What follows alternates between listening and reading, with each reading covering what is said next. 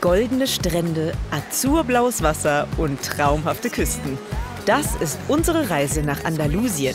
Voller Abenteuer, köstlichster Leckereien, faszinierender Städte und feuriger Tradition.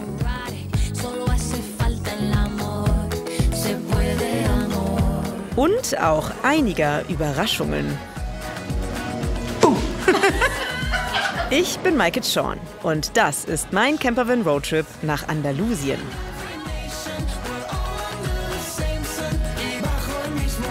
An der Kamera dabei meine Kollegin Tanja. Gemeinsam fahren wir mit dem Camper durch einen kleinen Teil Andalusiens. Von Malaga über Gibraltar, Tarifa und Vejer de la Frontera bis nach Sevilla. Ganz Frankreich haben wir schon durchquert, als wir an einem regnerischen Tag in Spanien ankommen. Dazu Tempolimit 120, doch der Stimmung tut das keinen Abbruch.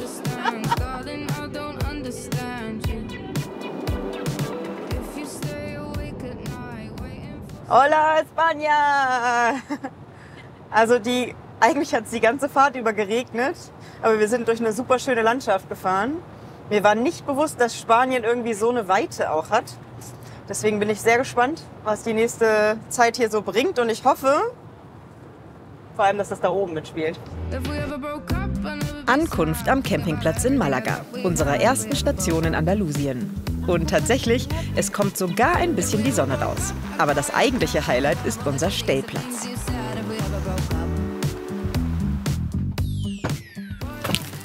Ich habe unter einer Palme geparkt. Also ich mag Spanien. Vor allen Dingen hast du aber Meer in der Nähe. Ich dachte, das jetzt gibt mehr Begeisterungsstürme. Ja, Meer und Palme.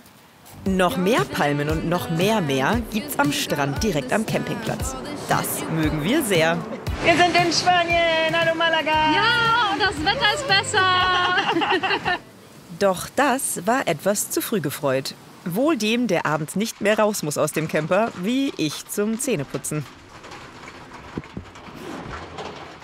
Etwas gruselig ist das schon so alleine. Also schnell zurück in den Camper, wo ich wie immer feststelle, dass es gar nicht mehr so lang ist, bis wir am nächsten Morgen raus müssen. Müde. Gute Nacht, Tanja. Was wir morgen wohl alles erleben werden? Hello, good morning, how you doing? Waking up, shaking yesterday's blues, yeah. Direkt am Meer aufzuwachen, ist jetzt schon ein Highlight dieser Reise für mich. Morgen. Hallo, da bist du endlich. Bist du ready für Malaga? Bist du ready für Malaga? Ich bin immer ready. Auf geht es nach Malaga, dieser fantastischen Stadt am Meer. Ich war schon mal hier und habe mich damals ziemlich verliebt in den Charme der Altstadt. Mit seinen engen Gassen, den vielen kleinen Tapas-Restaurants und den charmanten Häuserfassaden. Was wir hier allerdings heute machen, keine Ahnung, denn Tanja organisiert all unsere Reisen und überrascht mich mit dem Programm. Normalerweise steht dann plötzlich irgendwer einfach hinter mir und unternimmt etwas mit mir. Manchmal ist das aber mit den genauen Absprachen auch schwierig.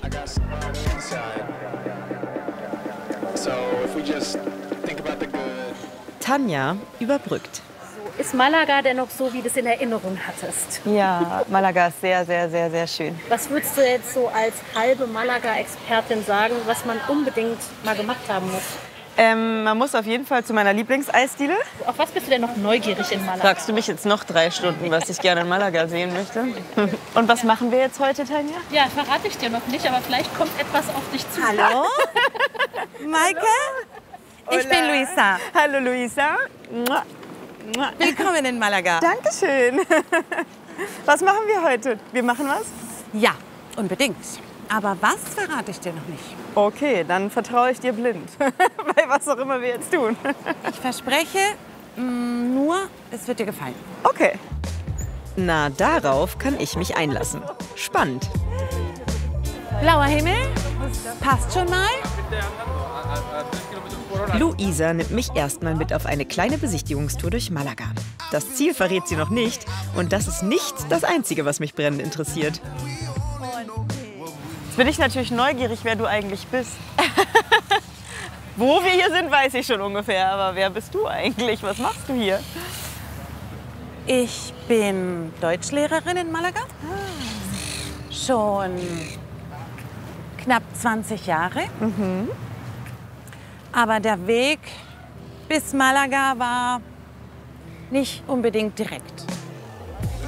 Sie ist in Deutschland aufgewachsen, erzählt sie mir, weil ihre Eltern als Gastarbeiter dorthin eingewandert waren. Heute ist sie glücklich, in Spanien anderen die Sprache ihrer Kindheit beizubringen. Luisa zeigt mir jetzt einige Highlights der Stadt, wie Alcazaba, die maurische Festungs- und Palastanlage aus dem 11. Jahrhundert. Sie thront hoch über der Stadt und begeistert mich mit ihrer imponierenden Architektur. Allein schon wegen des Ausblicks sollte man unbedingt hier einmal hochgehen.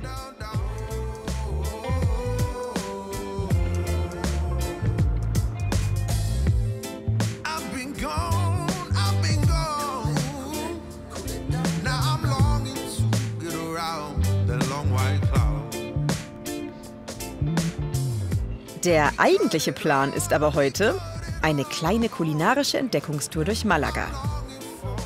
Und damit geht es jetzt los. Wir sind jetzt hier im Zentrum von Malaga und gehen jetzt in das traditionsreichste Lokal überhaupt, eines der ältesten auch, eine Bodega, ursprünglich ein Weinkeller, ursprünglich ein Privathaus. Und auch das Lieblingsrestaurant von Antonio Banderas, der spanische Schauspieler, der ja aus Malaga stammt, der es übrigens vor einigen Jahren gekauft hat. Und das war die Schlagzeile. Er kauft sein Lieblingsrestaurant. Schauen wir rein? Ja, sehr gerne. Die Bodega El Pimpi ist eine Institution, erfahre ich. Spanische Promis gehen hier ein und aus. Viele davon hängen mit Bild an der Wand, so wie auch Antonio Banderas. Die meisten verewigen sich auch auf den Weinfässern im Lokal. Eine Attraktion, natürlich für die Besucher.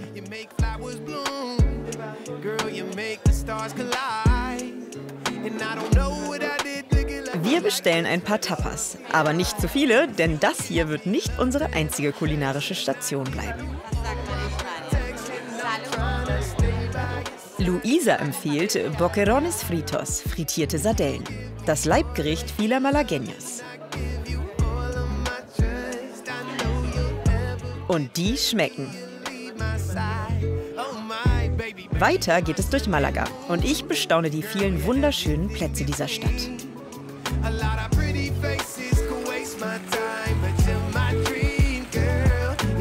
Und jetzt bringt mich Luisa an den Strand. Aber leider nicht zum Baden. Die Strandbars heißen hier Chiringuitos und fast jede bietet Espetos an, Sardinenspieße. Unbedingt zu empfehlen. Ich lasse sie schweren Herzens aus, denn wir sind auf dem Weg zur nächsten kulinarischen Sensation in Malaga, das El Tintero. Hier soll gleich ein ganz besonderes Spektakel starten. Zur Mittagszeit wird hier nämlich nicht einfach bestellt, sondern die Kellner rufen aus, was der Koch gerade zubereitet hat. Wer es mag, hebt einfach die Hand, so wie bei einer Auktion. Achtung, es wird laut.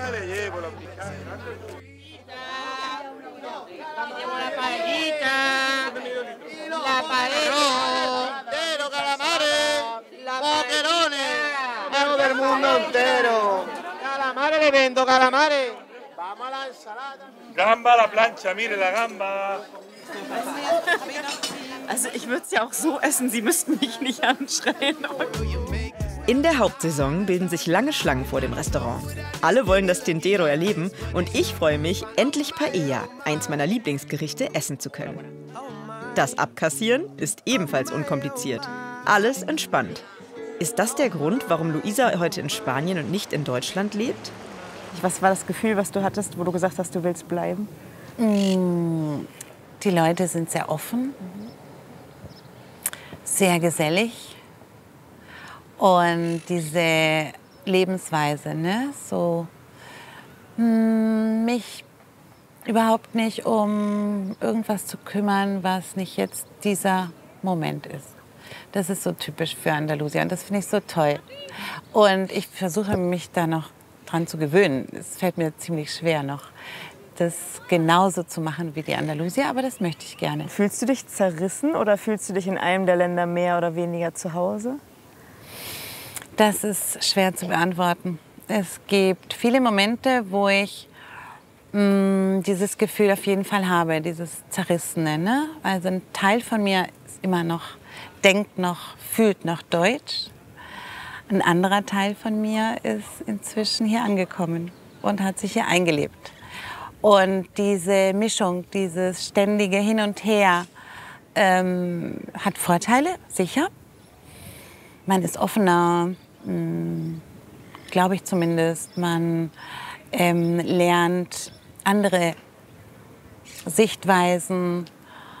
Aber es ist auch schwierig, weil man nie richtig das Gefühl hat, irgendwo hinzugehören.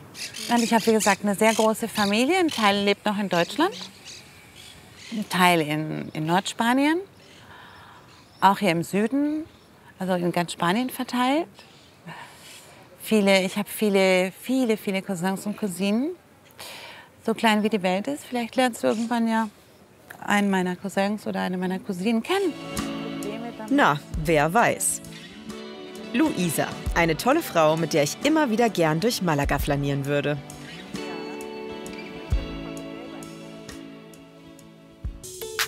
Am nächsten Tag geht es weiter nach Tarifa. Der Ort in Spanien, der am dichtesten an Afrika liegt. 14 Kilometer sind es nur bis zur marokkanischen Küste. Außerdem trennen sich hier 2 Meere, der Atlantik und das Mittelmeer. Bekannt ist Tarifa auch als Paradies für Wassersportler. Was Tanja da wohl geplant hat?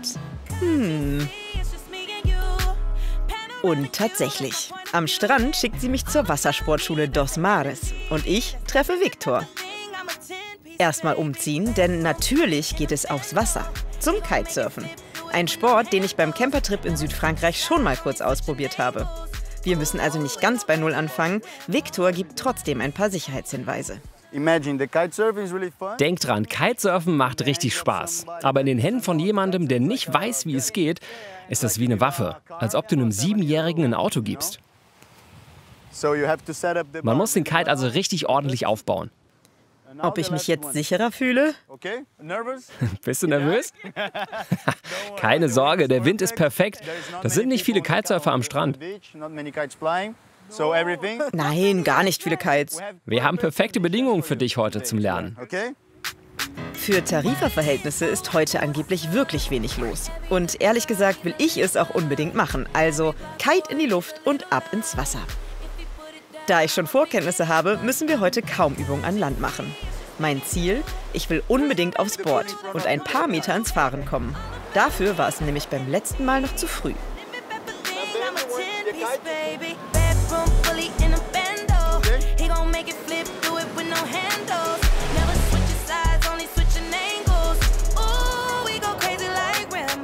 Jetzt wird es ernst. Ob es heute klappt?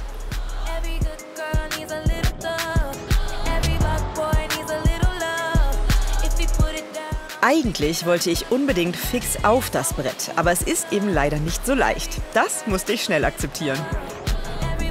Am Ende hatte ich jede Menge Wasser in den Ohren, in der Nase und auch im Magen. Aber Spaß macht es total. Viktor kommt übrigens ursprünglich aus Brasilien, aus Sao Paulo. Mit 17 kam er nach Spanien. Und jetzt ist er schon die 5. Saison als Surflehrer in Dos Mares, erzählt er mir.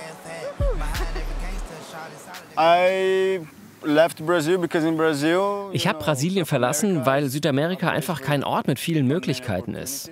Ich habe die Chance, hier zu leben, weil meine Großeltern stammen aus Galicien in Spanien. Ich bin also so ein halber Spanier. Und ich habe die Staatsbürgerschaft. Und was liebst du an deinem Job? Ich liebe es, weil die Menschen, die zu mir kommen, einfach eine gute Zeit haben wollen. Es gibt also keinen Stress. Ich bin am Strand, ich arbeite, so wie heute, barfuß, das ist Freiheit. Und vermisst du etwas aus Brasilien? Das Essen, meine Familie. Brasilien ist echt ein toller Ort. Es ist nur, dort zu arbeiten und zu leben, das ist nicht so wie in Europa, weißt du? Aber davon abgesehen liebe ich Brasilien. Brasilien ist der beste Ort für Urlaub. Auch mit einem Camper? Mit dem Camper? Nein. Die würden euch ausrauben. Macht nichts. In Tarifa gefällt es uns nämlich auch ziemlich gut. Dieser Berg ganz da hinten ist am nächsten Tag unser Ziel. Wir wollen für ein paar Stunden Spanien verlassen, denn der Berg ist der berühmte Felsen von Gibraltar. Unseren Camper stellen wir am Hafen ab. Auto steht, da vorne sehe ich den Felsen von Gibraltar. Mal gucken, wie wir da jetzt rüberkommen und ob wir uns dann da zurechtfinden. Ich kann gar nicht einschätzen, wie weit das alles ist, aber mit den Laufschuhen geht's los. Tanja und ich haben uns im Internet schlau gemacht. Um Stau zu vermeiden, geht man am besten zu Fuß über die Grenze. Dahinter soll direkt ein Bus abfahren. Aber vorher... Ich muss jetzt mal telefonieren. Spätestens jetzt merkt man, Gibraltar gehört zu Großbritannien. Und es liegt auf einer Landzunge an der Südküste Spaniens. Etwa 30.000 Menschen leben hier, dicht besiedelt auf knapp 7 Quadratkilometern. Weil wir in wenigen Stunden am liebsten alles sehen wollen, gilt es, sich schnell zu orientieren. Ich hab mich wieder zusammengefallen. Oh, ich hasse Karten.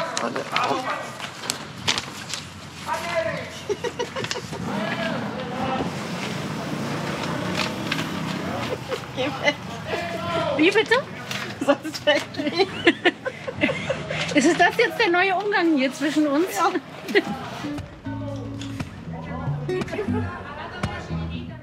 Zuerst nehmen wir uns die Altstadt vor. Aber natürlich wollen wir nachher noch hoch auf den Felsen. Ich kann jetzt schon mal sagen, wir brauchen 2 Tage mehr Zeit. In der Altstadt merkt man schnell die 2 Identitäten von Gibraltar.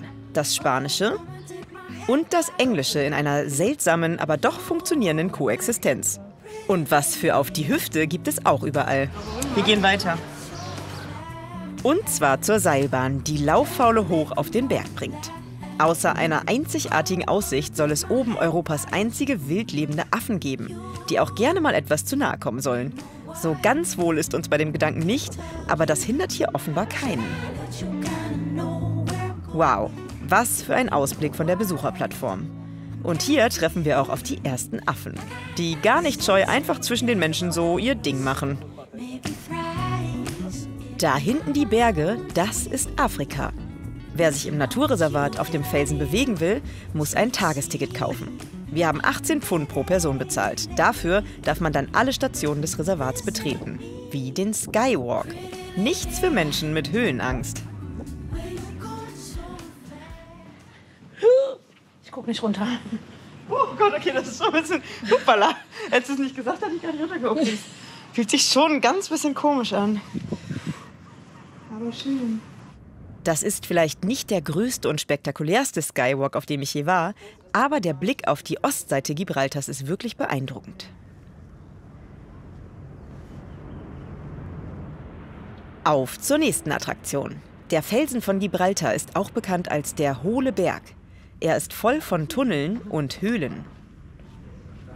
Fasziniert betreten wir dieses Besucherhighlight. Hi. Damit hat Tanja nicht gerechnet.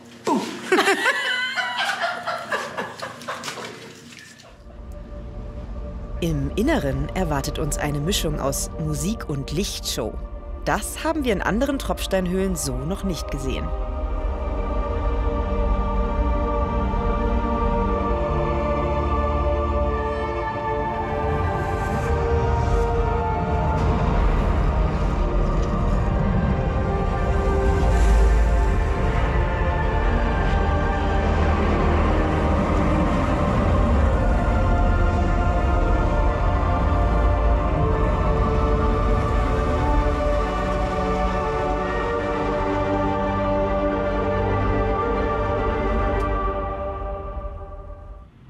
Vom Felsen runter nehmen wir nicht die Seilbahn. Wir laufen. Denn wir wollen unbedingt noch über die Hängebrücke. Mein Fazit: Ein bisschen fühlt es sich an, als wäre Gibraltar eine andere Welt. Nicht so ganz real und nochmal müsste ich nicht dorthin. Aber den Felsen und die Aussicht auf so nahe Afrika gesehen zu haben, lohnt sich. Der nächste Tag bringt besseres Wetter und eine entspannte Fahrt nach Vejer de la Frontera. Wir wollen das weiße Dorf auf seinem Hügel besichtigen und haben uns am Fuße auf einem Campingplatz eingemietet. Der ist schattig und ruhig mitten im Wald gelegen mit schöner Anlage und sogar einem Pool. Mein Stellplatz hat die Nummer 2. Tanja ist in einem Häuschen untergebracht. Doch lange aufhalten werden wir uns hier nicht. Denn wir wollen direkt los. Vejer, das weiße Dorf, sehen. Alle Gebäude hier sind weiß. Was es damit auf sich hat? Tanja hat bestimmt etwas organisiert. Hallo. Hallo. Wieso laufen wir jetzt in diese Richtung? Jetzt lustig, Ich will aber in die Richtung. Ich bin einfach nur geradeaus gelaufen und dann geht's jetzt zurück. Das macht man bei Kampfsport übrigens auch so. Im Zweifel einfach mal so bestimmt auf jemanden zugehen. Guck, funktioniert. Hallo, Maika. Hui. Das ist Maika, ne? Ja, bin ich. Ich bin der Manuel von Vejer Tour. Ich werde dich jetzt durch Vejer führen. Ich biete hier nämlich Stadtführung auf Deutsch an. Dankeschön. Ich habe gehört, du warst auch in Malaga. Ja, ich liebe Malaga. Und hast du da nicht jemanden besucht gehabt? Die Luisa. Das ist meine Cousine. Wirklich? Wie cool. Hat sie dir nicht gesagt, Nein. wenn du kommt noch Familie? Ah. Ich bin der Cousin. Ach, wie schön. Soll ich dir ein bisschen die Stadt zeigen? Hast du Auf Lust? jeden Fall. Ja? Ich habe noch keine Ahnung, was uns hier erwartet. Vamos. Vamos. Luisas Cousin Manuel ist wie sie in Hannover aufgewachsen, lebt aber in Vejer. Und weiß natürlich alles über die weißen Häuser. Oh, wie schön. Krass. Ihr seht, fast alles in weiß. Wow. Ist Gesetz. Wir müssen in weiß streichen. Warum? Wir müssen alles in weiß halten. 3 Gründe. Erster Grund, weiß reflektiert die Sonne. Zweiter Grund, weißes andalusisches Dorf. Wenn Vejer nicht weiß wäre, würde kann nicht hochkommen. Aber der wahre Grund, weshalb alles weiß ist ein ganz, ganz anderer. In der Vergangenheit hat man viel mit Sandstein gearbeitet. Und um diesen Sandstein zu schützen, hat man ihn mit Kalk beschichtet. Und diese Kalkschicht gab den Dörfern dann die weiße Farbe. Und so entstand die Tradition der weißen Dörfer. Wer nicht selbst streicht, dem wird gestrichen und er muss zahlen. So, und jetzt gehen wir hoch auf die Festung. Er hat den Schlüssel zur Burg. Muss man auch erst mal haben. Komm mit rein. Dankeschön. Ui. So, wir gehen jetzt mal nach links und gehen mal weiter geradeaus, Noch weiter. Genau, richtig, noch weiter. Irgendwann und jetzt, würde ich gerne stoppen, wenn und ich jetzt nach links gucken. Ah, oh. Siehst du das Gebirge im Hintergrund? Ja. Das ist Marokko. Und nicht der einzige tolle Ausblick von hier oben. Als Stadtführer kommt Manuel natürlich fast täglich hier hoch. Wie war das für ihn, nach langen Jahren in Deutschland wieder nach Spanien zu ziehen? Bist du dann trotzdem der Deutsche gewesen oder irgendwie schon auch hier zugehörig, als du wieder herkamst? Dadurch, dass wir jeden Sommer hier waren, hatte ich schon viele Freunde. Ich habe hier 20 Cousins ersten Grades. Wow, okay. Meine Oma hat damals noch gelebt. Mein Spitzname ist Manuel oder Lolol Alemang, der Deutsche. Das ist mein Spitzname. Aber gleich mit drinne. Kannst du sagen, das eine oder das andere ist dein Zuhause oder deine Heimat? Oder ist das auch immer noch so ein bisschen Zerrissenheit? Wie fühlt sich das in dir an? Beides. Für mich ist beides Heimat. Ich kann zwischen beiden Bereichen problemlos wechseln. Ich habe keine Berührungsängste. Ich kenne Hannover, ich kenne das hier. Wenn ich in Hannover irgendwie einen Kaffee trinken will, dann weiß ich, wo ich hingehen muss. Wenn ich irgendwie einkaufen gehen will, dann weiß ich, wo ich einkaufen muss. Hier ebenso. Also für mich ist beides Heimat. Seine spanische Heimat gefällt mir jedenfalls sehr gut. Vor allem auch der Plaza de España, das Herz der Altstadt.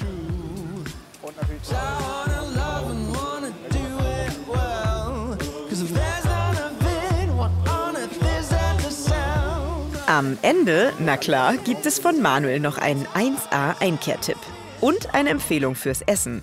Tortitas de Camarones. So eine Art Pfannkuchen mit kleinen Garnelen. Bitte essen und mit den Fingern. Mit den Händen, sagst du? Mit den Händen. Ich zieh mal hier einen raus. Genau, greifen, durch die Mitte brechen, reinbeißen.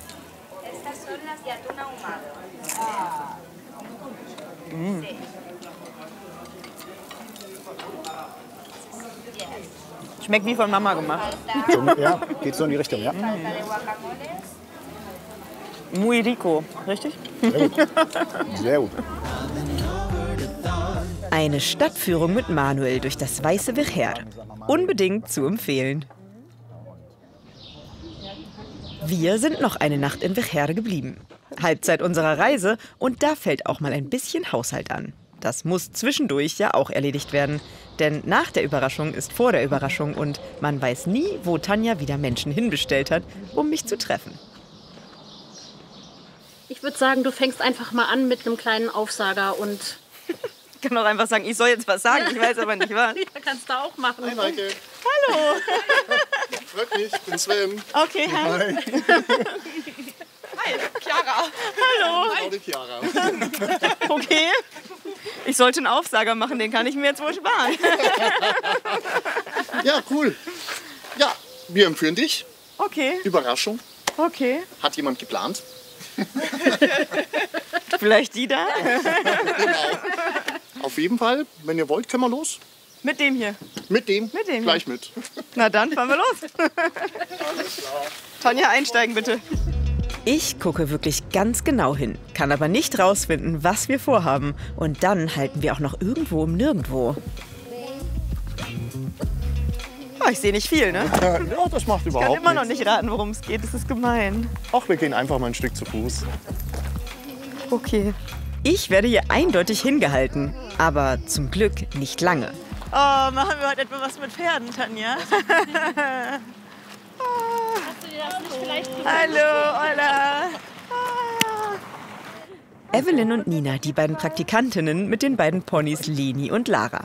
Ich liebe Pferde und freue mich darauf, den kleinen Wagen zu fahren. Also das habe ich auch noch nie gemacht. Hoppala, Kabel?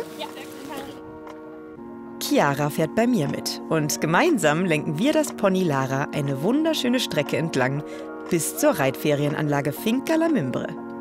Das Zuhause von Chiara und Sven, wie ich erfahre. Finca La Mimbre beherbergt letztendlich 23 Pferde, 4 Ponys, 3 Esel. Meine Frau meint ab und zu, mit mir wären es 4 Esel. 7 Hunde und eine wilde Hofkatze. Und sonst leben die Pferde im großen Herdenverband das ganze Jahr über draußen. Bei uns ist wirklich schon wichtig, an allererster Stelle steht immer das Pferd, erst dann kommt der Gast. Und deswegen auch gebissloses Reiten. Alle unsere Pferde werden gebisslos geritten. Barhuf. Da haben wir Hufschuhe, die etwas empfindlicher sind und versuchen uns halt so gut es geht an das natürliche Leben der Pferde anzupassen. Unser Konzept ist nicht in Stein gemeißelt. Was in Stein gemeißelt ist, ist unsere Philosophie, so pferdefreundlich wie möglich und so natürlich wie möglich. Und dass wir abends einfach beide in den Spiegel schauen können und sagen können, das, was wir tun, tun wir so mit voller Überzeugung und vor allem den Tieren geht es bei uns gut. Das steht an oberster Stelle. Nur wer hier auf dem Hof bei Chiara und Sven wohnt, darf auch das Reitangebot nutzen. Kuschelrunde mit den Hunden ist ebenfalls im Angebot mit enthalten.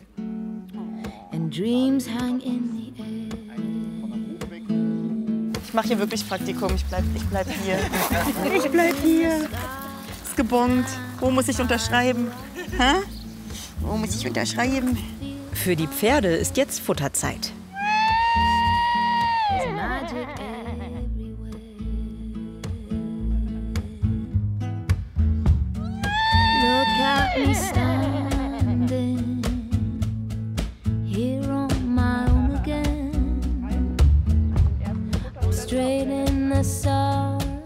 Die Herde besteht hauptsächlich aus PAIs, Hispano-Arabern und Andalusiern, die schon seit Jahrhunderten hier gezüchtet werden. Elegante Pferde mit großem Bezug zu Menschen.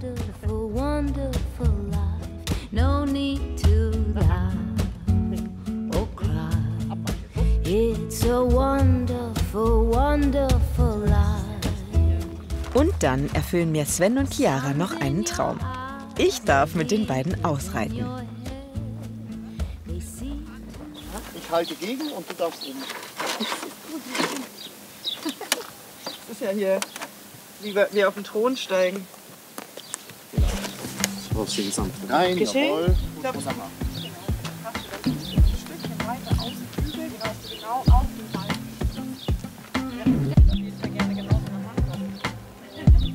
Etwa 2 Jahre bin ich nicht mehr geritten und freue mich jetzt riesig auf den Ausritt durch die Landschaft.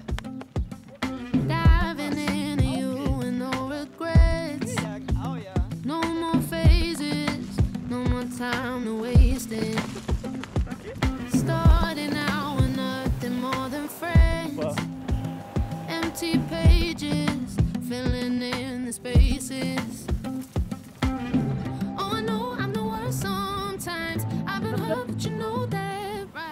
Dieses Licht, diese Landschaft und diese Pferde. Am Ende darf es sogar ein bisschen schneller gehen. Ich liebe jede Minute davon.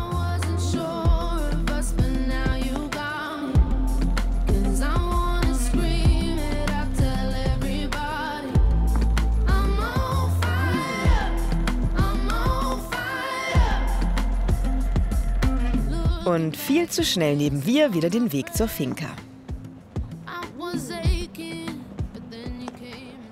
Wie war's? Wunderschönes Licht und also eine traumhafte Landschaft hier. Wenn wir jetzt mehr Zeit hätten, würde ich gerne den 6-Stunden-Ausritt an den Strand machen. Aber es war sehr schön. Kein Wunder, dass Chiara zu Sven ausgewandert ist, nachdem sie ihn damals beim Reitunterricht in Spanien kennen und lieben lernte. Wie hat denn der Sven dein Herz erobert? Ich meine, dass das hier wunderschön ist, ist klar. Aber wie ist das final passiert? Das würde mich jetzt auch interessieren. Das ist eine sehr schöne Frage, auf jeden Fall. Ich würde mal sagen, das ist einfach passiert. Ich bin auf jeden Fall Herzmensch, Gefühlsmensch und ja, wir haben das einfach laufen lassen. Es ist, glaube ich, sichtbar, dass wir einen ziemlich großen Altersunterschied zwischen uns haben. Das heißt, für uns war das am Anfang eigentlich klar, dass da nicht mehr als Freundschaft sein kann. Und nachdem wir irgendwann mal viel Zeit hatten und auch tatsächlich bei einem Ausritt kurz Pause gemacht haben, haben wir uns hingesetzt und mal ehrlich miteinander gesprochen und sind relativ schnell uns einig gewesen, dass es seltsam ist und da irgendwie mehr ist als einfach nur Freundschaft. Und für mich macht es der Charakter einfach aus und das hat von Anfang an gepasst. Ich bin aus meinem Reiturlaub nach Hause gefahren mit dem Gefühl, dass das hier mein zweites Zuhause ist und natürlich auch er. Also klar, es war so diese gesamte Situation und die gesamte Konstellation natürlich auch. Und von daher, ja, also einfach aufs Herz gehört und dann laufen lassen. Man könnte jetzt noch ein bisschen persönlicher werden, was wir halt dann nicht zu sehr vertiefen, weil wir auch nichts Negatives reinbringen wollen. Sie hat mich in einer Phase kennengelernt, wo es mir sehr, sehr schlecht ging, gesundheitlich. War ich sehr stark angegriffen und es war jetzt auch nicht unbedingt die tollsten Aussichten, dass es besser wird. Und ja, wir haben uns in einer Lebenslage kennengelernt, wo ich schon stark auf Hilfe auch angewiesen war und es war halt ein sehr emotionaler Moment. Und ich denke, das hat auch ein bisschen dazu beigetragen, dass wir uns anders kennengelernt haben und auch anders gefunden haben. Aber darf ich dich fragen, was das damals war, als... Es war ein Gehirntumor. Oha, okay. Okay, krass. Und das wusstest du auch damals? Also, ja. Okay. Ja. Ich habe ihn in der Zeit kennengelernt, wo ziemlich stark das Sprachzentrum angegriffen war und hat mich sehr mitgenommen, emotional natürlich. Ja. Oh, umso schöner, dass wir jetzt gerade an diesem Tisch sitzen. Ja. Oh, da werde ich auch gerade ganz emotional. Okay. Nee. Die Frau hat mir ganz viel Kraft gegeben. Die hat mich durch eine ganz schwere Zeit begleitet. Das werde ich hier auch nie vergessen.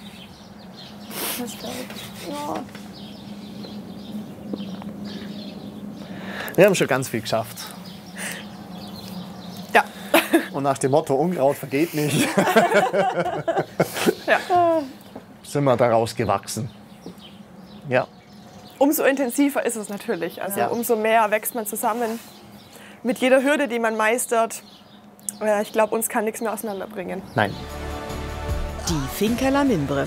Ein traumhaft schöner Ort mit ganz besonderen Menschen, die auch ich jetzt sehr in mein Herz geschlossen habe.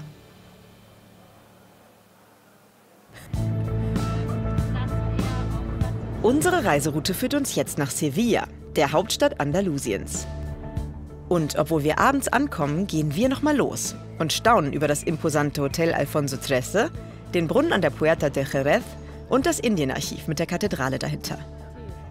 Das muss drin sein. Ein kleiner Schlummertrunk als Stärkung für den nächsten Tag.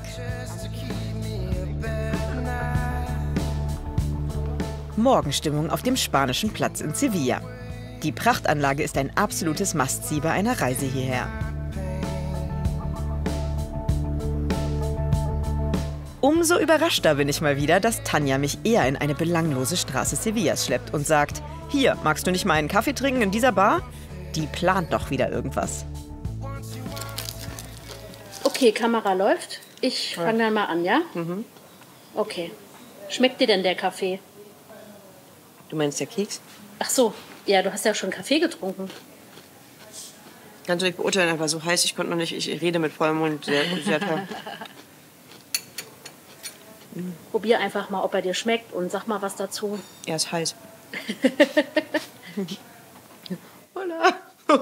Das war gruselig. Ignoriere ich den Mann oder spreche ich mit dem Mann? Ja, du musst schon was sagen, Antonio. Ja, hallo, Maike. Hallo. Ja. Es ist ein Vergnügen, dich kennenzulernen. Ebenso. Ja, wie gefällt euch bisher Sevilla?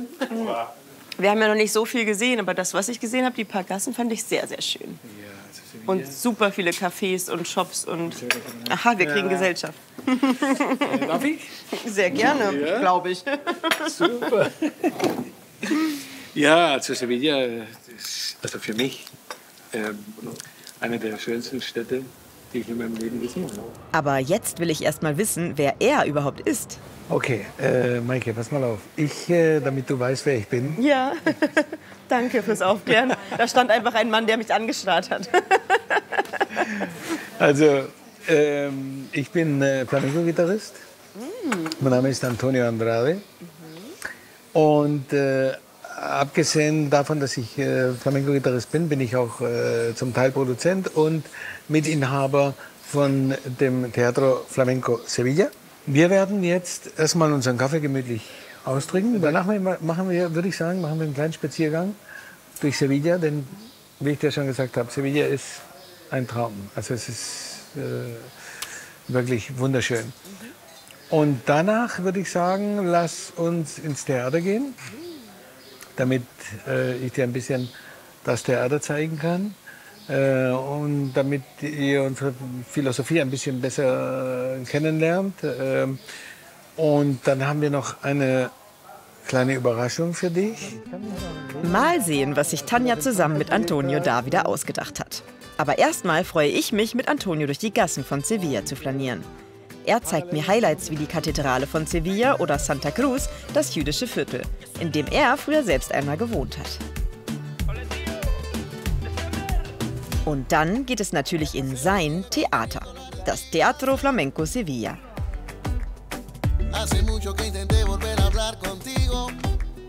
Okay. Oksana. So, ja, das ist unser Königreich. Hier haben wir unsere Bar. Nach der Show kann man auch Tapas essen hier. Und von hier aus gelangt man natürlich in den Zuschauerraum und auch zur Bühne. So, und das ist, darf ich dir vorstellen, das ist meine Frau. Und ich liebe sie über alles. Und wenn ich dich bitten darf, sich da mal hinzusetzen. Hast du mit dieser Frau auch dein Kind gezeugt? Nein, ist aber... Ist dein Kind eine Ukulele? Nein, mein Kind... Ich habe viele Kinder. Das sind meine Kompositionen. Und ich versuche, dass meine Kompositionen voll mit Liebe stecken und voll von all meinen Erlebnissen sind. Alles, was ich erlebe. Und ich werde dir jetzt eins vorspielen. Das heißt Jack de Bell. Das ist in der Römersprache, das heißt so viel wie, es gibt nur einen Gott. Und für mich ist Gott die Liebe.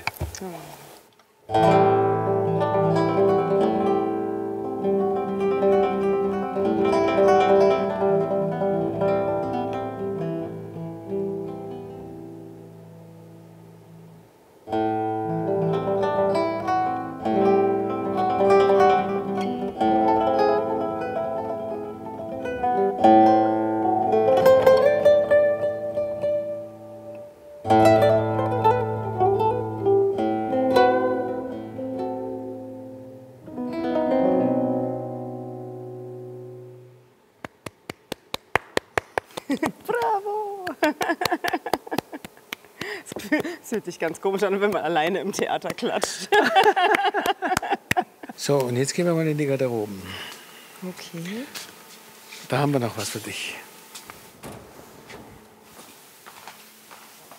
So. Das hier ist das Reich unserer Tänzerin. Oh, hola. Anna, die Maike. Hola. Und, hola. Genau, sie ist eine unserer Tänzerinnen, die hier jeden Abend oder fast jeden Abend auftritt. No, estás casi todos los días, ¿no? Tú, sí, ¿no? Todo. Wir haben uns gedacht, dass sie dir vielleicht etwas zeigen könnte. Okay. Ja, es gibt viele Talente von mir, aber Flamenco gehört wahrscheinlich nicht dazu. Wer weiß, weil nochmal para el escenario, gehen wir mal auf die Bühne kurz. Oh, doch auf der Bühne. Na klar. Das wird toll, du wirst sehen. Aber ich sag mal so, wann hat man schon mal die Gelegenheit, von einer echten Flamenco-Tänzerin das Tanzen zu lernen? Perfekto. Antonio hilft beim Übersetzen. Anna macht vor und ich, so gut es geht, nach. Porque cuando yo te veo, se me ponen los ojitos de revés. Esta calle luce no hay mejor que ayer. Porque estando aquí a tu vera, se me pone de gallinita la piel. Ya no quiero recordar lo que significa estar sin ti. Solo quiero inventar alguna que otra cosa para salir. 1, 2, 3, 4. 1, 2, 3, 4. 1, 2, 3, 4. Sehr gut. Bravissimo, Maike. Ole. Ich kann bis 4 zählen. Ja. Macht Spaß, aber ich glaube, Interviews führen kann ich dann doch besser. Hättest du das gedacht, als du klein warst und angefangen hast mit der Musik, dass du jemals irgendwie das zu deiner Berufung und deinem Beruf machen willst? Das war von Anfang an mein Ziel. Das war von Anfang an. Deswegen werde ich oft von jungen Leuten gefragt, Antonio, wie soll ich das angehen? Was soll ich machen? Und dann sage ich immer, wirf nie das Handtuch. Du musst immer fest dran glauben. Und wenn es mal so ist, dass du wirklich nicht mehr dran glaubst, dann lass es einfach. Aber wenn du es wirklich erreichen möchtest, dann musst du ganz fest die Augen zudrücken und fest daran glauben. Wenn man das zusammenfassen würde, ist Flamenco Emotion oder wofür steht Flamenco? Ich sage immer, Flamenco, mit Flamenco kann man all das ausdrücken, worüber man sehr schwer sprechen kann. Oder man kann das ausdrücken, worüber man nur schwer sich ausdrücken kann. Man spricht oder man singt im Flamenco oder man spielt und man tanzt im Flamenco über alle möglichen Gefühle, die wir im Leben durchmachen. Jeder von uns, egal ob in welchem Land, egal in welcher Situation, wir haben alle Gefühle. Und im Flamenco kann man diese Gefühle zum Ausdruck bringen. Am Ende dürfen Tanja und ich uns noch eine abendliche Show von Antonios Kompanie anschauen. Und das mit den Emotionen fühlt man regelrecht in jedem Ton und jeder Bewegung.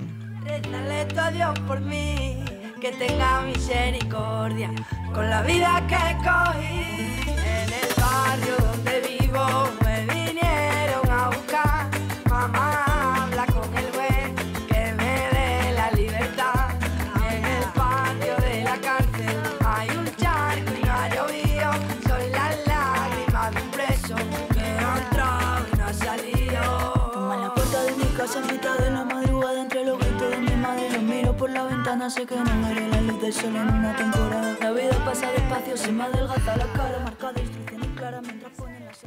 Was für eine Show. Ein perfektes Ende einer perfekten Reise. Voller Emotionen. Andalusien, te amo. Ich bin Feuer und Flamme für diese Region und all die wunderbaren Menschen in Andalusien. Hasta la próxima. Bis zum nächsten Mal.